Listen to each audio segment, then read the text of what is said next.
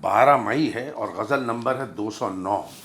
یہ جو میرا وقفہ ہوتا ہے دو اشعار کا یا غزل کے بارے میں گفتگو کرنے کا، یہ اس مرتبہ تھوڑا سا زیادہ ہو گیا ہے۔ وہی اپنی سستی پہلے تو میں ماننے لیتا ہوں، لیکن صاحب جو سچی بات ہے وہ یہ ہے کہ یہ جو غزل میں نے پڑھی، میں بہت ہی پرانا امیر کے اندر غرق آدمی ہوں، لیکن یہ میں حیران رہ گیا اس پہ، اس کی گفتگو میں، اس کے ارد گرد جو بات چیت تھی اور اس میں، تو اسی میں 4 5 6 دن سے کھوتا رہا۔ میں نے کہا میں کہاں سے کروں، کیا کروں، تو بہت لمبا سلسلہ ہے اس کے ارد گرد، تو پورا آپ ایک گریجویٹ سیمسٹر کر سکتے ہیں تیار، اور اس کے اوپر لمبی گفتگویں ہو سکتی ہیں۔ تو اس بات کو میں اسی لیے لمبا نہیں کھینچتا۔ تو میں آپ کو بتا دوں قصہ کیا ہے۔ یہ 7 غزل کی 7 اشعار کی غزل ہے۔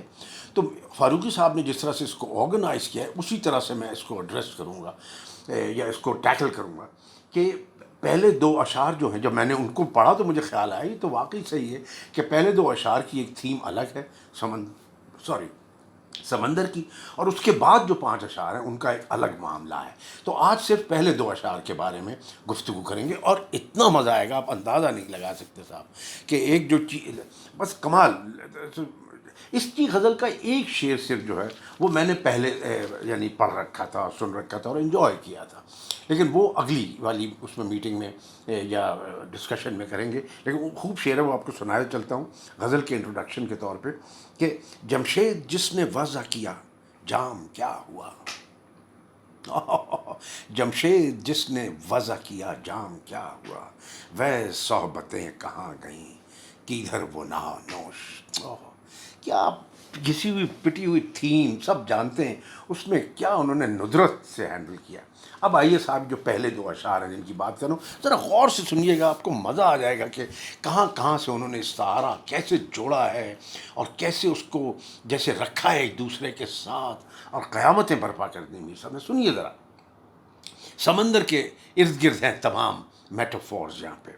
ہر جزر و مد سے دست و بغل اٹھتے ہیں خروش، ہر جز و مد سے دست و بغل اٹھتے ہیں خروش، کس کا ہے راز بحر میں یارب کے ہیں یہ جوش، کس کا ہے راز بحر میں یارب کے یہ ہیں جوش۔ دوبارہ پڑھتا ہوں، ہر جزر و مد و جزر کو جزر، واہ واہ، ہر جزر و مد سے دست و بغل اٹھتے ہیں خروش، کس کا ہے راز بحر میں یارب کہ یہ ہیں جوش۔ اب جو پہلے والے میں آئے ہائے ہائے قافیہ خروش اور جوش کمال کر دیا، اور جوش و خروش کو توڑ تاڑ دیا، جس کو براڈسی کہتا ہے ایروٹیسائزیشن آف لینگویج، توڑ تاڑ کے اس کو یوں اٹھا کے وہاں سے دیکھا، اس کو وہاں سے اٹھا کے دیکھا تو مزید جان آئی، اس میں زندگی آئی۔ ہر جز و مد سے دست و بغل ملے ہوئے اٹھتے ہیں خروش، سمندر کی لہریں اٹھ رہی ہیں، کس کا ہے راز بحر میں یارب کہ یہ ہیں جوش۔ کہتے ہیں اب یہ سنیے 4 فریزز ہیں، یعنی 2 مصروں میں 2 2 کر کے۔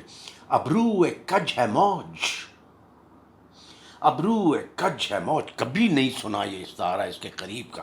ابرو کج ہے موج کوئی چشم ہے حباب، موتی کسی کی بات ہے سی پی کسی کا گوش۔ واہ واہ واہ۔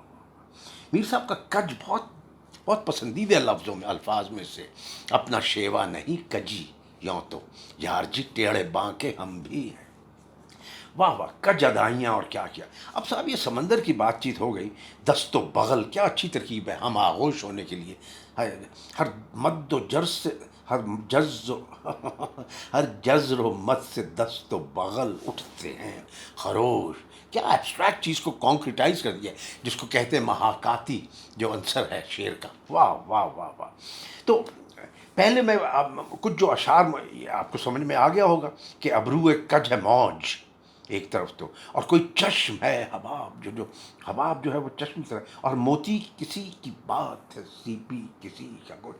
سمندر اتنا استعمال ہو چکا ہے ہماری شاعری میں کہ یعنی آپ اب لوگوں میں سے اکثر نے سینکڑوں نہیں تو درجنوں تو شعر سب نے سن رکھے ہیں، اب اس لیے میں کچھ شعر سناؤں گا کہ کچھ جو ہے وہ تو بالکل آپ کو پتہ لگ جائے گا کہ صرف ایک شعر جو کہ محض کلیور ہوتا ہے،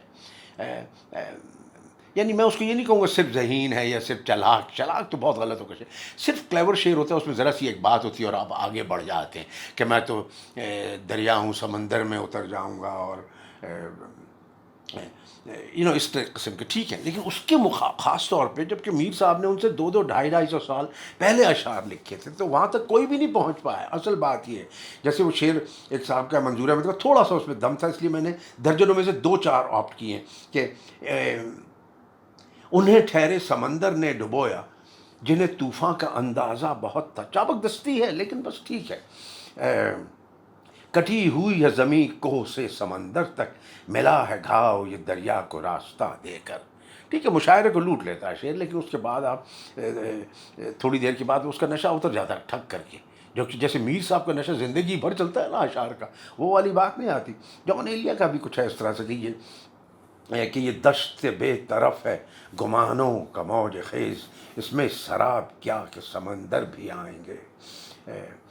لیکن یہ اس میں ایک دفعہ پہلے بھی مرتبہ میں میر کا جو شعر ہے سب سے بڑا سمندر کا، میرا بہت پرانا، پہلے بھی میں ایک پریزنٹیشن میں اس کا ذکر کر چکا ہوں کہ کیا جانوں چشم تر سے پرے دل پہ کیا ہوا، کس کو خبر ہے میر سمندر کے پار کی. یعنی یہ تو ابھی ہمیں پتہ لگا ہے نا 1000 سال 500 سال 800 سال پہلے کہ کائناتی تناظر میں سمندر ایک قطرہ بھی نہیں ہے، کچھ بھی نہیں ہے، جو دنیا ہے وہی نہیں ہے، ذرات اس میں جو سمندر ہے کوئی چیز نہیں ہے. لیکن اس سے پہلے یہ انفینٹی کا ایک سمبل تھا نا، میٹافور تھا سمندر کہ جی 7 سمندر پار، یعنی کچھ پتہ نہیں ہے جس کا، تو کہ ہم کہاں سینے کی تہ میں یہ سمندر تھامتے. انفائنائٹ دکھ تھا نا، انفائنائٹ دکھ. یہ سرمد کا شعر ہے دوست کا میرے، جس کا پہلے بھی کہہ چکا ہوں. ہم کہاں سینے کی تہ میں یہ سمندر، ایک اس خاطر تجھے اے چشم تر رکھ. یہ جو ایک کا ہے نا یہ سمندر، ایک اس خاطر، یہ استادی کے لیول کی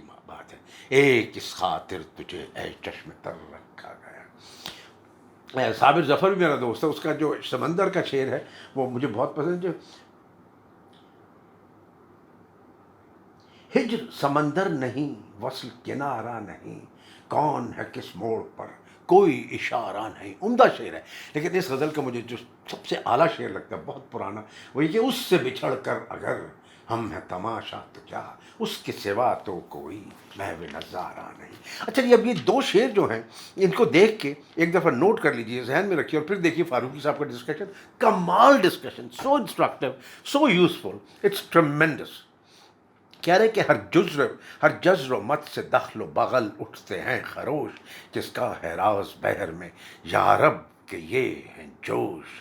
ابرو کج ہے موج کوئی چشم ہے حباب، موتی کسی کی بات ہے سیپی کسی کا گوش.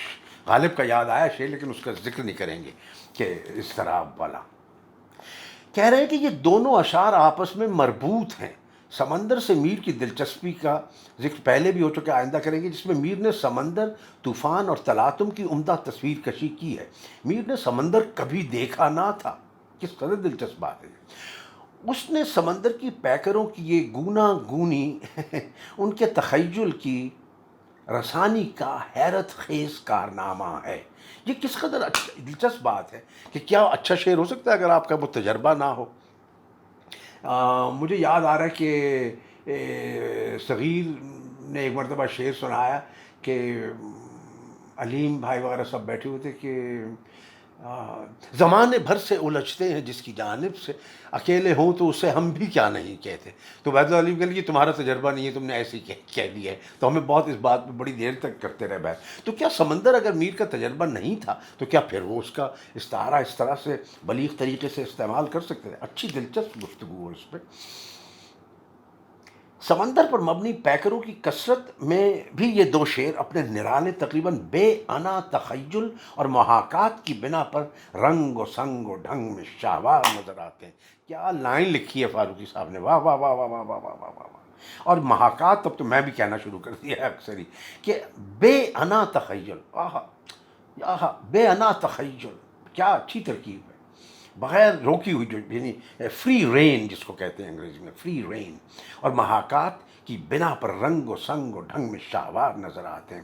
خروش کے معنی شور و فریاد کے ہیں. اچھا، میر نے لہروں کے اتار چڑھاؤ سے پیدا ہونے والے شور کو آپس میں ہم آغوش دکھا کر آواز کو جسم دے دیا ہے۔ کیا بات ہے جی! ثبوت بھی موجود ہے، کیونکہ سمندر کی ایک لہر چڑھتی ہوئی آتی ہے، شور برپا ہوتا ہے، لہر کنارے سے ٹکرا کر واپس جانے لگتی ہے اور پھر شور اٹھتا ہے، لیکن وہ لہر ابھی پوری طرح واپس نہیں ہوتی کہ دوسری لہر چڑھ آتی ہے اور اس کا شور بلند ہوتا ہے۔ اسی طرح دونوں طرح کے خروش ایک دوسرے کی آغوش میں گم ہو جاتے ہیں۔ اب یہاں سے تخیل ایک نیا موڑ لیتا ہے جب سمندر اس طرح جوشاں و خروشاں ہے۔ صدقے فاروقی صاحب، واہ واہ واہ واہ! جوشاں و خروشاں! یقیناً اس کے اندر کوئی تلاطم ہوگا۔ کیا بات ہے! ماتم! کوئی وجہ ہوگی جو اس قدر مشتعل ہے، شاید کسی کا راز، محبت، عرفان یا اس طرح کا کوئی بھاری اسرار اس کو سونپ دیا گیا ہے، اور اس راز کے وزن سے بے قرار ہو کر یا اس کے روحانی اعتزاز کی بنا پر سمندر ایک طرح سے وجد میں آ گیا ہے۔ یہ اعتزاز جو آپ میں سے دو چار میری طرح کے ہیں جن کو پتہ نہیں ہے اتنا اردو کا، یہ میرے لیے بھی نیا لفظ ہے۔ اس کا مطلب ہوتا ہے شگفتگی، فرحت، اچھی فیلنگ، روحانی اعتزاز۔ اب اگر مجھے ہوا کرے گا نا کیسی مزاج، میں کہوں گا روحانی اعتزاز ہو رہا ہے اس وقت۔ دوسرے شعر میں اسی پیکر کی توسیع ہوتی ہے۔ اب شعر پڑھتا ہوں جا کے، اسی پیکر کی توسیع ہوتی ہے۔ ابرو کج ہے موج، کوئی چشم ہے حباب، موتی کسی کی بات، سیفی کسی کا گوشت۔ دوسرے شعر میں اسی پیکر کی توسیع ہوتی ہے۔ موج کا قوس نما پیکر ظاہر کرتا ہے یہ موج نہیں بلکہ کسی معشوق کا ابرو ہے، اور بلبلا جو آنکھ سے مشابہ ہوتا ہے وہ کسی کی چشم تمنا ہے۔ جب ابرو معشوق موج کی شکل میں نمودار ہوتا ہے تو اس کو دیکھنے کے لیے سمندر بلبلے کی آنکھ سے کام لیتا ہے۔ کیا بھائی، ہمیں ایسا نہیں نظر آیا تھا؟ یعنی سمندر خود ہی معشوق ہے اور خود ہی عاشق۔ پھر سمندر کی تہہ میں جو موتی ہیں وہ کسی معشوق یا کسی حسین کی بات کی طرح آبدار، سڈول اور لطیف ہیں۔ آبدار کتنا اچھا لفظ ہے اردو کا، غالب نے کتنا عمدہ یوز کیا ہے آبدار۔ میں جاپان میں ایک مرتبہ میوزیمز میں دیکھ رہا تھا، ان کی صدیوں پرانی بڑی تلواریں، جن کو آبدار تلواریں، ان کے اوپر آپ چلیں تو آپ کو واقعی نظر آتا تھا پھرتا ہوا جیسے پانی اس پہ پھر رہا ہے۔ واہ واہ! ان کے بلیڈ پہ آبدار، سڈول اور لطیف، اور سڈول یہاں پہ استعمال کرنا کمال ہے صاحب۔ اور وہ سیپ جن میں موتی بند ہیں، کسی کے گوش شوق ہیں، کسی کے گوش شوق ہیں جنہوں نے موتی جیسی بات کو فوراً اپنے اندر رکھ لیا ہے۔ غرض کہ پورا سمندر عشق، عاشق، معشوق، حسن اور نغمہ کا نگار خانہ ہے۔ بھئی کیا عملہ جملہ لکھا ہے فاروقی صاحب، واہ واہ! اگر آپ ہوتے میں الہ آباد ابھی فون کر ڈالتا آپ کو۔ واہ واہ واہ! میں رفشاں کو بتاؤں گا فون کر، کیا اچھا جملہ لکھا۔ غرض کہ پورا سمندر عشق، عاشق، معشوق، حسن، نغمہ کا نگار خانہ ہے۔ ممکن ہے اسی باعث سمندر کو جوش ہو، ممکن ہے یہی وہ راز ہے جس نے سمندر کو اس درجہ بے قراری بخش دی ہے۔ دونوں شعروں میں تخیل کا پھیلاؤ، اس کی بے تکلفی اور آزادی اس درجہ ہے کہ بالکل مارک شاگال کی تصویروں جیسی فضا پیدا ہو جاتی ہے۔ مارک شاگال کی CHAGALL، روسی یہ پینٹر تھے، مجھے بھی بہت پسند ہے، بہت بوڑھا ہو کے مرا تھا، اور اس کی جیسے بچے سرکس میں کھیل رہے ہیں اور رنگ بکھرے ہوئے ہیں۔ اس کو گوگل کر کے اگر اس کی آپ پینٹنگز دیکھیں گے تو بہت مزہ آئے گا اس شعر کے ساتھ۔ مارک CHAGALL، مارک MARC، فضا پیدا ہوگی۔ ان کے مقابلے میں مخلص کاشی کا شعر اگرچہ خروش کے ہی پیکر پر ہے اور تمثیل کے اعتبار سے بھی خوب ہے، لیکن بالکل نثر معلوم ہوتا ہے۔ اب یہ فارسی ہے صاحب، معاف فرمائیے گا، غلطی تو میں کروں گا ہی کیونکہ آتی نہیں ہے۔ ازنا رسید گیست کے صوفی کند خروش، سیلاب چوں ببہر می رسد می شد خاموش۔ یہ نارسیدگی کی بنا پر ہے کہ صوفی اس قدر نالا کرتا ہے، ورنہ سیلاب تو جب سمندر سے مل جاتا ہے تو خاموش ہو جاتا ہے۔ میر کے یہاں یارب کا فقرہ بھی خوب ہے، سن لیجیے، کتنی چھوٹی سی بات میں کتنا مزہ انہوں نے ہمیں بتایا۔ ہر جزر و مد سے دست و بغل اٹھتے ہیں خروش، کس کا ہے راز بحر میں یارب کہ یہ ہے جوش۔ تو کہتے ہیں کیونکہ یہ ندائیہ بھی ہے اور استعجابیہ بھی۔ ندائیہ یعنی صرف آواز لگ رہی ہے، اور استعجابیہ یعنی ایکسکلیمیشن پوائنٹ، مائی گاڈ والا، یا رب۔ دونوں صورتوں میں خدا سے خطاب معنی خیز ہے، کیونکہ خدا نہ صرف سمندر کا خالق ہے بلکہ وہ راز بھی جو سمندر میں خروش و جوش پیدا کر رہا ہے خدا ہی کا بخشا ہوا ہے۔ آخر میں میر کا شعر سنیں، لمبا ہو گیا، معافی کا خواستگار ہوں، اسی کے بارے میں، اور پھر آئندہ کے اوپر چھوڑ دیں، اسی غزل کے باقی اشعار پہ بات کریں گے اگلی دفعہ۔ شعر ہے کہ عشق سے جاں نہیں کوئی خالی، عشق سے جاں نہیں کوئی خالی، دل سے لے عرش تک بھرا ہے عشق۔ سب چیز جو، اور سمندر سے زیادہ اگر آپ اس کو استعارے کے طور پہ دیکھیں تو وہ کوئی چیز ریپرزینٹ نہیں کرتی، اس لیے وہ بلیغ ہے۔ بہت بہت شکریہ جناب، اتنا عرصہ میرے ساتھ آپ یہاں تک آئے، 15 منٹ تک۔ خدا حافظ۔